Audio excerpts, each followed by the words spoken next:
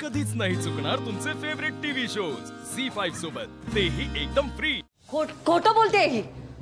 माझ्याकडे हिचा साधा नंबर सुद्धा नाहीये। जीजू तुम्हीच बघा ना, हा व्हिडिओ मला कुणी पाठवलाय, तुम्ही बघू शकता ना।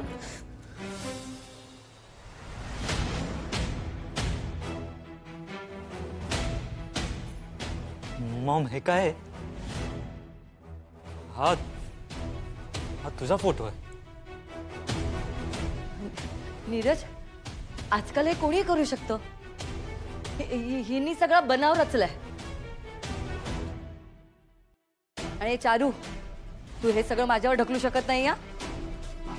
तू तुझ्या स्वार्थासाठी दाईजीला मारलंस।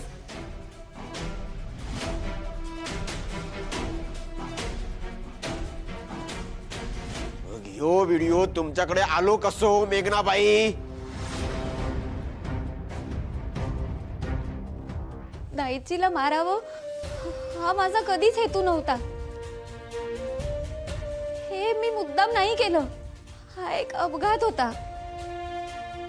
पण यांच्याकडे माझ्या विरुद्ध पुरावा होता, म्हणून या पुराव्याच्या जोरावर या मेघना आंटीने मला हाताशी धरलं। आपल्या इशाऱ्यावर या मला नाचवत होत्या आणि मी श्रीनूशी लग्न होईल या आशेवर या सांगतील तसं मी वागत होते। इथेच चुकले मी।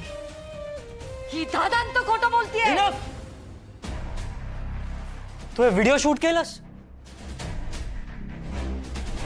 अगं त्यापेक्षा तू चारूला थांबवलं का नाहीस?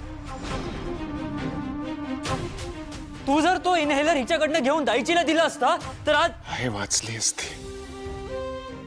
आहे वाचली असती।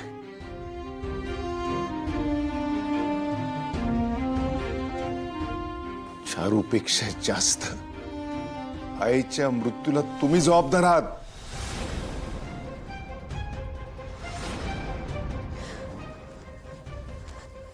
नाही दादा,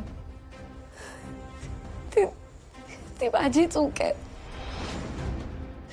पण एवढ्यासाठी मेघना आंटीने मला तुम्हा सगळ्यांना बरबाद करण्यासाठी भरीस पाडलं। यांनीच मला श्रीनूला मुंबईला घेऊन जाण्याची आणि तिकडे हॉटेलमध्ये नेऊन त्याला अडकवण्याची आयडिया दिली होती। त्या हॉटेलवाल्याला मला मदत करण्यासाठी आणि मी प्रेग्नेंट आहे याचा खोटा रिपोर्ट देण्यासाठी डॉक्टरांना पैसे सुद्धा यांनीच दिले होते। यांनी मला इथून जातानाच सांगितलं होतं की त्या निशीला नांदिवलीला लवकरच परत पाठवते। तेच केलं त्यांनी। मी हे सगळं तुम्हाला आता सांगते कारण ज्यासाठी मी यांचं ऐकत होते ते साध्य झालंच नाही। श्रीनू माझा झालाच नाही। उलट मी एक चांगला मित्र आयुष्यभरासाठी गमावला।